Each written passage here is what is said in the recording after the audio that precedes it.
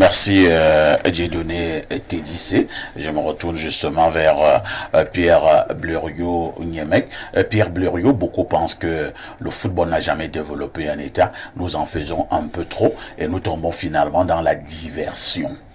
Parfait, je n'aime pas être prétentieux, mais quelquefois il faut l'être. Parce que quand on était à l'école, nous n'étions pas tous de bons élèves. Il y avait des enfants qui ne comprenaient pas les exercices littéraires, comme le commentaire de texte. Le football, nous en faisons trop sur le football. Qu'est-ce que Biya a dit le 10 février, parlant de football? Qu'est-ce que Biya a dit, le chef de l'État? Que nous mettons beaucoup de moyens dans cette affaire. Que nous mettons beaucoup de moyens dans cette affaire. Je le paraphrase. Tu dis même ce qu'il a dit. Que l'État du Cameroun met beaucoup d'argent. Et c'est Biya qui parlait comme ça. Ça veut dire que ce n'est pas une blague. Ça veut dire que ce n'est pas un jeu. Prenez les 10 dernières années. Est-ce que vous savez qu'après les grands travaux, là, le deuxième secteur qui a beaucoup pris l'argent de l'État du Cameroun, c'est le football. On n'a pas dit le sport, hein, le football. Ça veut dire qu'un pays a orienté sa politique vers le football. Si Biya a fait 10 discours, dans 8 des 10 discours, il a évoqué le football et l'équipe nationale. On en a donc fait non plus une question sportive, mais une question politique. Je réponds à ceux qui ne veulent pas comprendre. On vous pose des problèmes d'une absurdité à nul autre pareil. On dit que Eto'o veut faire venir le changement. Mettons d'un côté, Eto'o veut le changement, Niemek ne veut pas le changement. Eto'o soutient Biya, Niemek ne soutient pas Biya. Il le dit ouvertement. Qu'Eto'o dise que je ne soutiens pas Biya s'il veut le changement. Mais des gens qui soutiennent Eto'o ne soutiennent pas Biya. Vous avez quoi dans vos têtes là? Il y a quoi là-bas? Eto'o lui dit que moi je soutiens Biya. Vous dites que vous soutenez Eto'o, mais vous ne soutenez pas Biya. Est-ce qu'il y a une logique? On dit tu combats les jeunes. Eto'o dit que moi je soutiens Biya quand un jeune est candidat contre Biya. Vous trouvez quand même une logique dans cette façon de faire. Si on n'est pas un groupe de fous ou un troupeau de bœufs, on est quoi? Dans cette façon. Donc, si quelqu'un n'a pas une ligne de conduite claire, moi je ne le suis pas. Les Bassa, Cabral est Bassa, je suis Bassa, Eto'o est Bassa, Eto'o soutient le boulot. Mais quand moi je combats Eto'o, on me rappelle qu'il est Bassa. Lui n'a pas vu que Cabral est Bassa. Donc c'est moi qui dois commencer avec le tribalisme. Pourquoi lui n'est pas tribaliste? Pourquoi il ne soutient pas un Bassa, jeune? Peut-être même que Cabral a joué au football et que Biya n'a pas joué. Parce que Biya lui faisait le vélo. Donc on est dans un pays d'absurdité. On dit que le changement viendra vers lui. Et quand il appelle Biya et Chantal, maman, papa, moi ils ne sont pas mes mamans et mes papas. Les deux là, Chantal n'est pas ma maman. Comment ça? Elle n'est pas ma maman. C'est la maman. Elle n'est pas ma maman. C'est la maman de tous les cas. Non, elle n'est pas ma maman. Elle est la maman de Brenda, Junior et les autres. Non, elle n'est pas ma maman. On l'appelle maman sur le plan honorifique. Non, il n'y a pas de... Sur le plan du respect. Elle est la première dame du Cameroun. Elle n'est pas ma maman. C'est la maman nationale. Non, moi, elle n'est pas ma maman. Mais elle est la maman de tout. Entre-temps, les mêmes individus qui vous tiennent ce discours. Mais vous êtes dans une nef de fou ou quoi? Quelqu'un a sa maman et son papa. Quand sa maman et son papa le punissent, les autres frères, parce que c'est une confrérie. Moi, les Combis, c'est aussi sa maman. Puisque Chantal est aussi la maman de moi, les Combis. Elle est aussi la maman de Babouké. Elle est aussi la maman de LGP. Moi, elle n'est pas ma maman.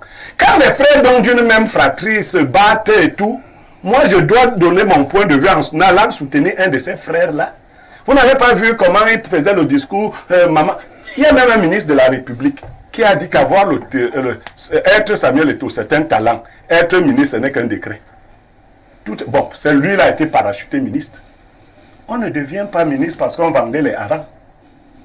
Donc il faut être sérieux. La question du football n'est pas une question de jeu au Cameroun. Donc, vous répondez donc à ceux qui pensent que nous en faisons un peu trop. Nous n'en faisons même pas suffisamment. Nous n'en faisons même pas suffisamment. C'est ce que je veux vous dire. Une affaire qui vient de prendre 3 000 milliards de francs CFA, c'est-à-dire la moitié du budget de Cameroun. Vous voulez qu'on parle de quoi? Donc, qu'on aille donc parler, je ne sais pas, des hôpitaux de Mulundu. C'est de ça dont nous allons parler. préparez-vous. Nous n'allons plus parler d'autres. Moi, Yemek, je vais seulement parler de football. Ah bon? Jusqu'au 8 juin. Il faut que ce soit clair. Jusqu'au 8 juin. Non, jusqu'aux élections présidentielles. D'abord, qui est Parce membre que du l'élection présidentielle se joue autour du football. Ça a déjà commencé. Quelqu'un vous l'a dit ici. Ça a déjà commencé, non? Depuis longtemps, chaque fois que le président veut passer à l'élection présidentielle, il invitait les grands joueurs, n'est-ce pas? Est-ce que Joseph-Antoine Bell n'a pas demandé une fois dans ce pays de voter pour Paul Biya? Il l'avait fait, non? Merci. Aujourd'hui, il te demande de voter pour Paul Biya. Moi, j'ai dit de ne pas voter pour Paul Biya. Est-ce que tu peux faire comme je fais là? Non. Moi, j'ai dit que ne votez pas. Vous ne voulez pas faire l'anti-campagne du président Paul Biya. Quand il te fait la campagne de Paul Biya, il ne n'est jamais passé sur ce plateau pour dire ces choses-là. Ici, je ne suis pas là pour dire voter tel, bien ne votez pas tel. Essayez de voter tel. Voilà. Alors, Bernardo Basson, Blériot est clair. Hein? Nous devons parler de cette affaire du football parce que c'est important. C'est devenu même une affaire purement politique et le président reconnaît que nous mettons beaucoup d'argent dans cette affaire et nous avons le droit d'en demander des comptes. Les gens qui considèrent que le foot est une distraction se trompent, le sport en général. Parfait, ici, aujourd'hui, dans le monde, le sport représente 3% du PIB mondial. On est à près de 14 000 milliards de dollars chaque année qui s'investissent dans l'industrie du sport. Donc, des acteurs, des activités, des infrastructures et des moyens autour.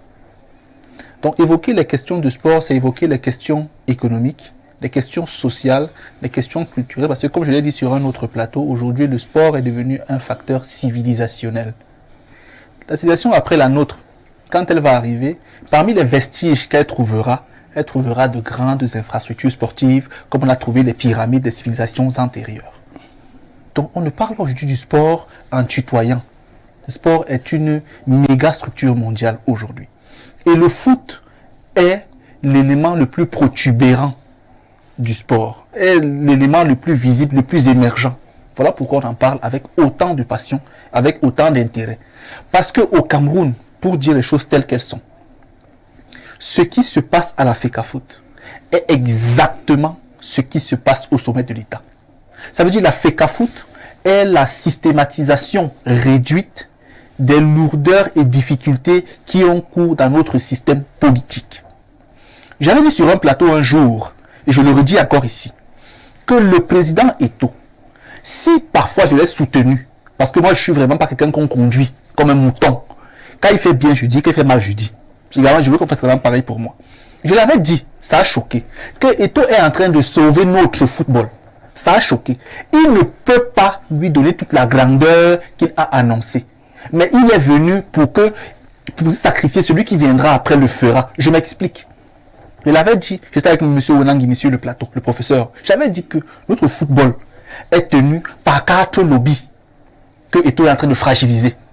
Le grand lobby du Nord, depuis Issa Hayatou jusqu'à Abdourahmane. Le grand lobby de l'Ouest, avec les Tagou, les Ndomke, tous ces gars. Le grand lobby du Centre, qui est politique, et le grand lobby anglophone. Ces 4 lobbies tenaient le football camerounais en otage. Ne voulaient pas le libérer. C'est pour ça que quand il fallait par exemple constituer l'équipe nationale, il fallait absolument prendre un anglophone pour l'équilibre régional et pour la question de la langue. Il fallait que le pouvoir de Yaoundé décide sur le plan politique. Il fallait que les Bamileke aussi décident parce que ils ont investi beaucoup d'argent et que ceux du Nord également estiment qu'on est lésé. Sauf que ce que Eto'o fait, sans s'en rendre compte, c'est que au niveau du Nord, il a cassé le lobby. Abdourahmane, on ne le sentait plus beaucoup. C'est maintenant qu'il revient. À l'Ouest, Tabou, donc il a cassé le lobby. Dans le centre, c'est mort parce que c'est Paul Biya qui est en haut et le lobby du centre est politique. Donc il est encore plus fort qu'Eto'o. Les anglophones l'ont cassé Ndjalakwan.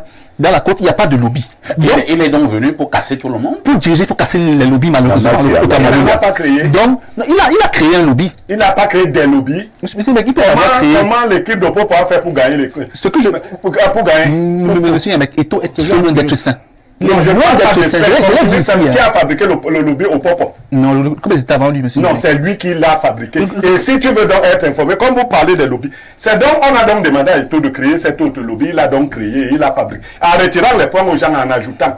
Il n'est pas un casseur. Ça, c'est blâmable. C'est quelqu'un qui crée ses propres lobbies. Donc, parfait. Ici, moi, je suis en disant ceci. Même au sommet de l'État, avant de prendre une décision, le président Biya s'intéresse à ces 4 lobbies-là pour savoir quelle sera l'incidence de la décision sur chaque lobby. Voilà pourquoi la FECAFOOT a autant de problèmes.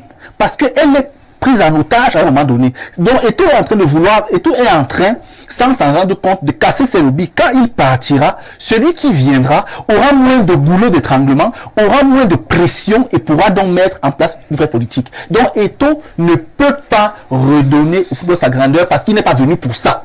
Il est venu pour fragiliser un certain nombre de systèmes. Maintenant, dire que le changement viendra par lui, Eto'o chef de l'État, moi je n'y crois pas du tout. Vraiment, ça c'est autre chose. Ah, s'il gagne les élections, quitte le pays. Hein. C'est pas grave. Non, je quitterai parce que c'est mon pays. Hein. Ah, d'accord. C'est mon pays. Je ne On quitterai va pas. lire quelques messages.